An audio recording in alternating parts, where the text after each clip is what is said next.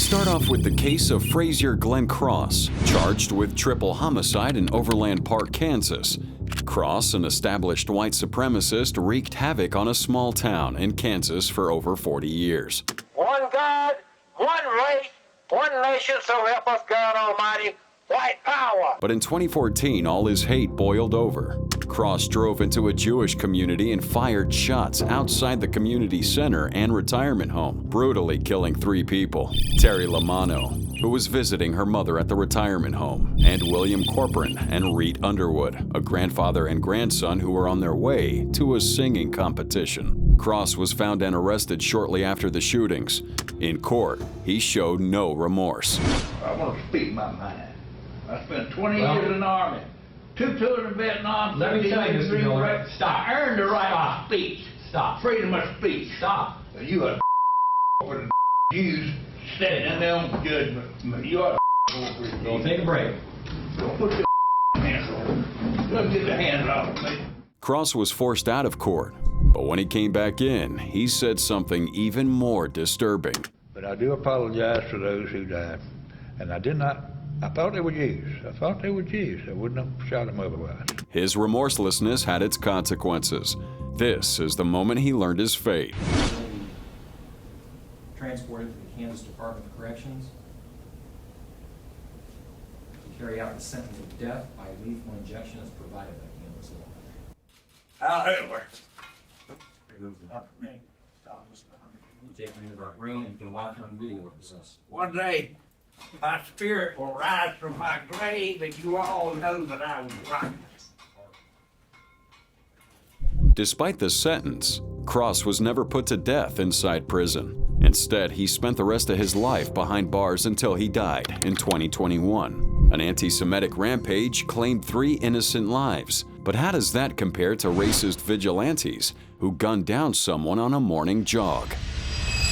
This is Travis Mcichael, charged with interference of rights, a federal hate crime, and attempted kidnapping in Brunswick, Georgia. On February 23, 2020, 25-year-old Ahmaud Arbery was jogging in this suburban neighborhood. While jogging, he went towards an open construction site and then poked around before moving on. 3 white residents, Gregory Mcichael, his son Travis Mcichael, and their neighbor William Bryan, suspected Arbery of robbery. They grabbed their guns and chased him down in their trucks.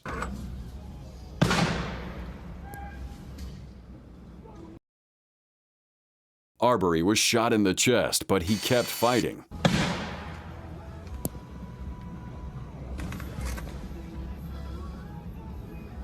By the time police arrived, it was too late. Rodney's got it on film.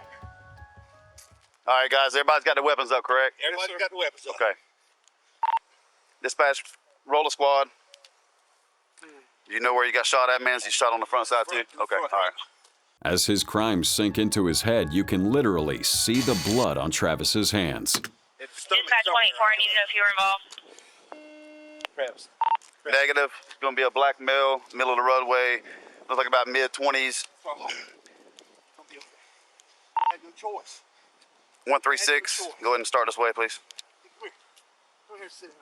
The day of the murder, all 3 men were let go. It was only after the video went viral on social media that they were arrested. Arbery's family didn't miss a single day of court, and this is the moment they learned if their son would get justice. Verdict is as follows. Jury verdict form. Count 1, malice murder. We, the jury, find the defendant, Travis Mcichael, guilty. I'm going to ask that whoever just made an outburst be removed from the court, please.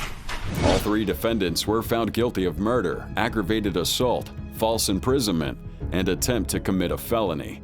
This is the moment they learn their sentence. Mr. Mcichael, the court sentences you as follows. Count 1, malice murder, life without the possibility of parole. Greg Mcichael, the court sentences you as follows. Count 2, felony murder, life without the possibility of parole. Court sentences Mr. Bryan to life with the possibility of parole on count 3. Turning a morning jog into a tragedy is horrifying enough. But what happens when Confederate sympathizers bring weapons to a child's birthday party? This is Kayla Norton and her boyfriend Jose Torres, who are both facing charges for making terroristic threats and violating the state's street gang and terrorism law in Douglasville, Georgia. Norton and Torres, both members of the white supremacist group Respect the Flag, were caught on video terrorizing a child's birthday party. Riding in a bandit truck sporting the Confederate flag, Norton can be heard yelling death threats while Torres pointed a shotgun at a group of partygoers from the truck window. Norton was arrested for terroristic threats, and as for Torres, he was also charged with aggravated assault with a deadly weapon. On the streets of Georgia, the couple were confident and brazen, but in court, that's a different story. I do accept the responsibility for what I've done. I know I was in the wrong. But I want you all to know that that is not me. That is not me. That's not him. I would never walk up to you and say those words to you, and I'm so sorry that happened to you. Surprisingly, the birthday child's mother accepted her apology. I forgive you. I forgive all of you. And to your family, I'm sorry. The judge, however, didn't let it go so easily. Norton was given 6 years in prison for terroristic threats. Her boyfriend Torres will give 13 years for threats and aggravated assault with a deadly weapon. Threatening children with weapons is unthinkable. But now how does that compare to a white supremacist attempting to live stream a mass murder? This is Payton Gentin, charged with 10 counts of murder, 3 counts of attempted murder, and 13 counts of unlawful use of a firearm in Buffalo, New York. On May 14, 2022, Gentin walked into a top supermarket with a GoPro camera on his head and an AR-15 in his hand. A few minutes later, chaos erupted. We got an update, possible active shooter at the top. There are still shots being fired. We got at least 3 people down on the ground. I can't tell you about shooting. 911 to contact homicide. We have bodies down here. Police arrived at the scene to find 10 bodies scattered in the parking lot and inside the store. The baby.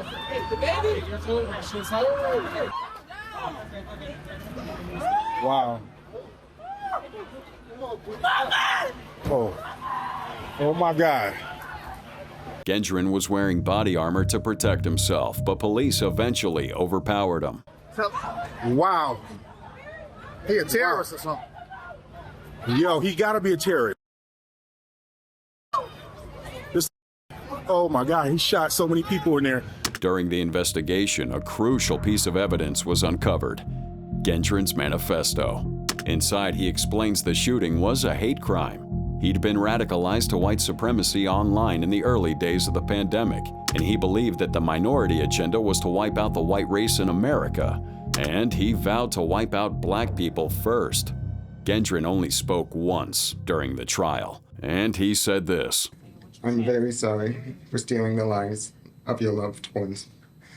I cannot express how much I regret all the decisions I made leading up to my actions on May 14th. Unsurprisingly, the victims' families weren't very forgiving. You don't be doing that. You don't be doing that. Get out of here. You don't be that. Then, one family member took things even further. Our kid would never go in those neighborhoods and take people out. Don't do it. Obviously, the families didn't believe his apology, but would the judge? The harsh reality is that white supremacy has been an insidious cancer on our society and nation since its inception. There is no place for you or your ignorant, hateful, and evil ideologies in a civilized society. That you be sentenced to life imprisonment without parole. Gentin received 1 life sentence for every life he took.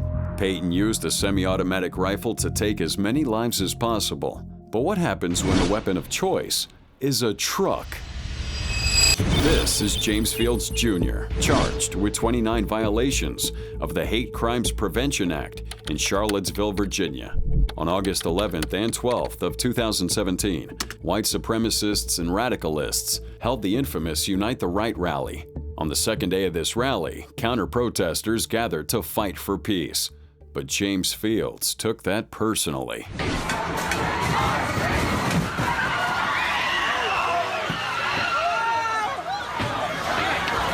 Fields slammed his car into the thick crowd of protesters, striking dozens at a time. Then he reversed, hitting even more people, and made his escape. He ran into a police barricade a block later, where he was arrested. Fields' crimes were a shock to the nation, but not to the people that knew him. In fact, his high school teacher saw signs years before the attack. He loved, the German language, the culture, all this stuff, and then of course that went much further and darker, into Nazism, Adolf Hitler, and views on race and white supremacy, sadly. Even President Trump got involved. Well, I think the driver of the car is a disgrace to himself, his family, and this country. Finally, Fields' sentence was released. Today, this defendant will spend the rest of his life in prison for violating that law. Fields will spend the rest of his life in prison for killing swaths of strangers.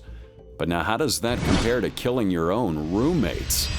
This is the case of Devon Arthur's, charged with 2 counts of second-degree murder and 3 counts of kidnapping in Tampa, Florida. In 2017, police arrived at a smoke shop to find 18-year-old Devon Arthur's holding the employees hostage. They talked to him in releasing those hostages and dropping his weapon, and that's when he made a shocking confession. Arthur's confessed to killing his 2 roommates, Andrew Onischuk and Jeremy Himmelman, who were members of the Atomwaffen Division, a neo-Nazi accelerationist group.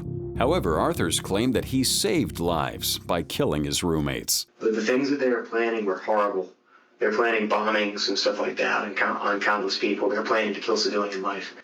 Power lines, nuclear reactors, synagogues, things like that. These people would laugh about the concept of blowing up refugee ships, and they had the explosives, they had the plans, they had the encrypted conversations. If you thought Arthur's was bluffing, think again. Police arrive at his house and find a garage full of homemade explosives. You guys don't build model rockets and go out in the back and shoot them off into the, or fireworks for 4th of July coming out. Nothing like that. None of that. It's all literally there specifically to kill people. After the killings, Arthur says he wishes he could do things differently. In hindsight, it's very stupid what I've done. And honestly, it feels almost like all of this feels very surreal, like a dream. But Arthur's isn't the savior he claims he is. I'll be honest, I'm sympathetic with groups like Al-Qaeda and ISIS and stuff like that. In fact, Arthur's used to be a senior member of the Atomwaffen Division. That is, until he converted to Islam and grew out of his terroristic beliefs. I remember I converted when I was 17.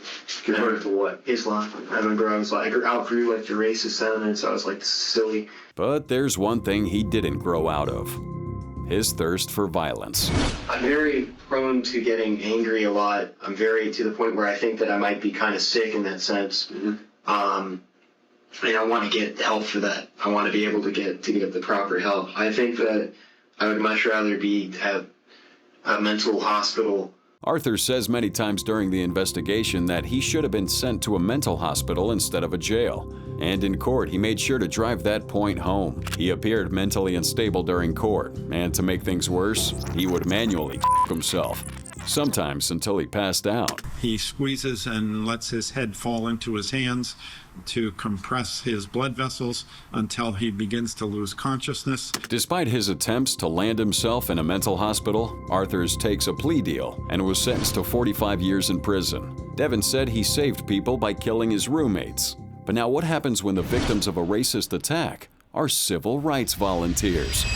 This is Edgar Ray Klin, charged with 3 counts of manslaughter in Philadelphia, Mississippi. In 1964, civil rights workers discovered that a black Methodist church in rural Mississippi had been burnt to the ground, so they sent 3 workers out to investigate, but they never returned. The FBI announced Tuesday night the finding of 3 bodies in graves at the site of a dam near Philadelphia, Mississippi, where 3 civil rights workers disappeared 6 weeks ago. Klin, the Grand Wizard of the local White Knights of the Ku Klux Klan chapter, ordered a group of men to murder these 3 volunteers.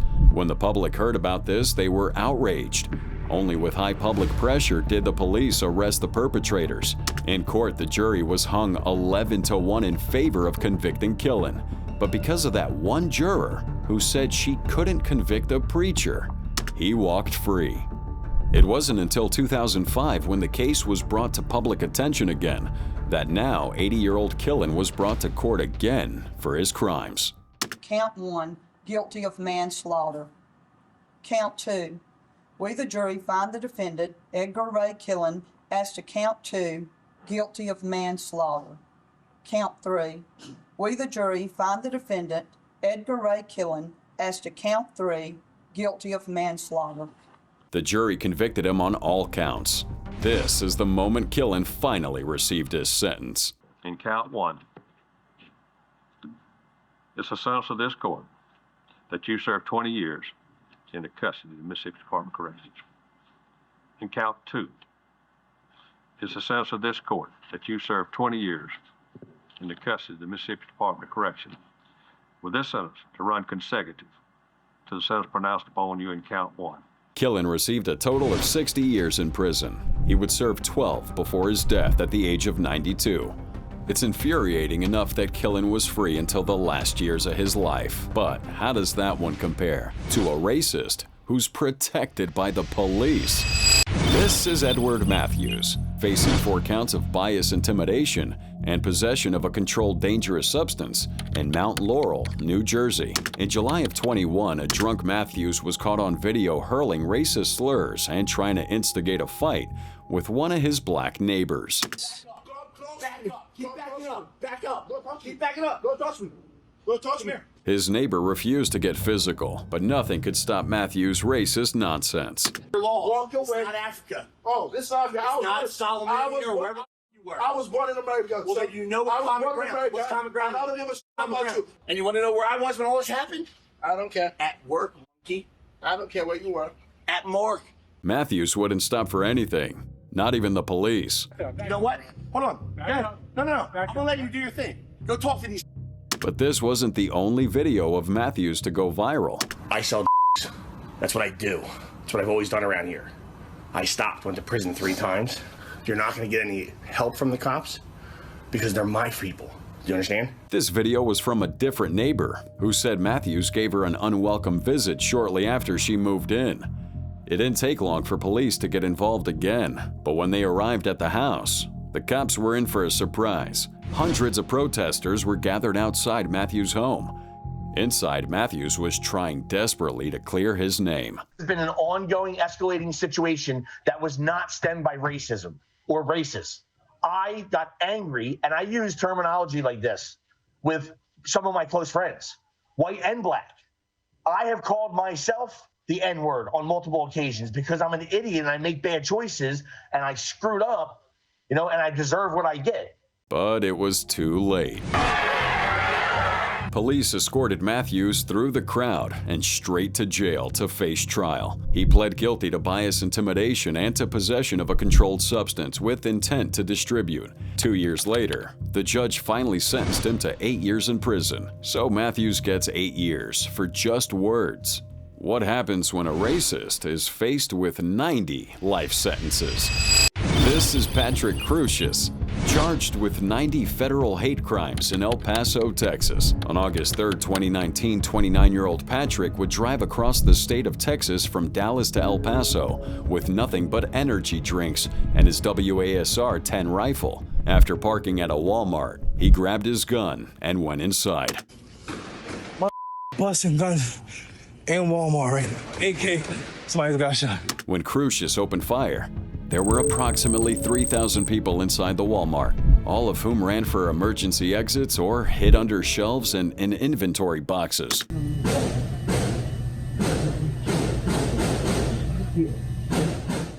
Within minutes, police were at the scene and started evacuating survivors.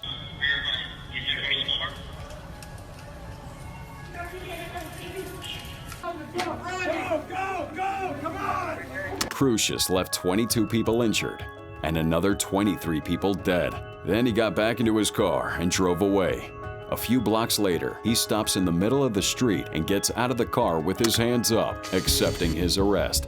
According to his manifesto online, Crucius was a self-proclaimed white supremacist, believing in the Great Replacement theory and other anti-minority beliefs. He confessed that he attacked that Walmart to attack Hispanic immigrants. In the end, Crucius took a plea deal and was given 90 life sentences, 1 life sentence for each charge.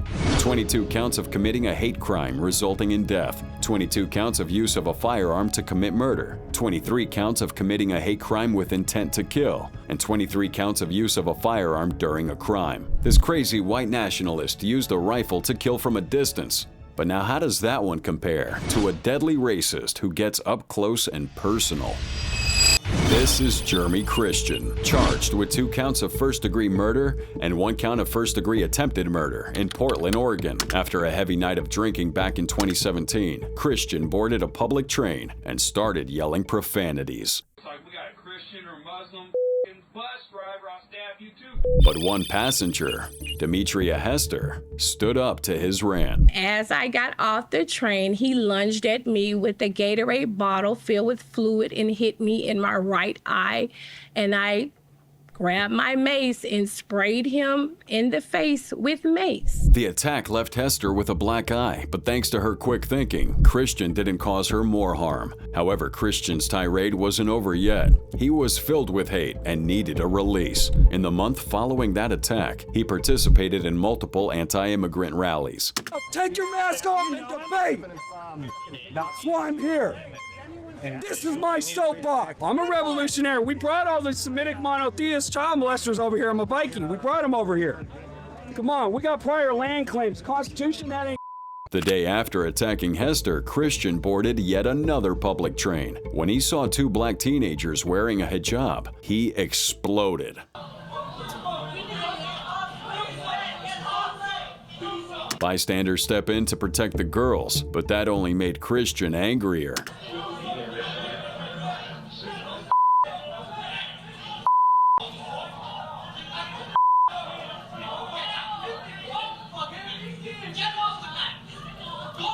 Bystander Micah Fletcher threw Christian to the ground and ordered him off the train. And Christian saw red. After grabbing a knife from his pocket, Christian slashed Fletcher across the neck. Then he attacked 2 more people before finally getting off the train.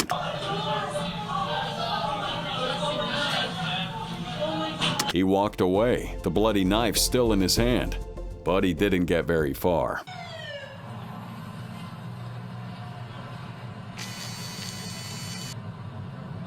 Christian was arrested just minutes after the attack. But if you thought a pair of handcuffs would calm his rage, think again. 4039 from the Metropolitan. Free speech or die, Portland. You got no state place. This is America. Get out if you don't like free speech. In court, Christian refused to admit his guilt. I did not commit an act of violence against anyone on that train. I shot 2 people who confronted me while I was sitting in my seat. But his first victim, Demetria Hester, showed the jury just how vile he was. You are a waste of breath, and when you die and go to hell, I hope you rot. See you there. No, hey. Go back to Tennessee too. What do I tell you? Go back to Tennessee too. Christian showed his true racist colors to the jury. You can. We don't want you here. All your race hating bullshit. You ain't gonna be there either. You ain't gonna be there either.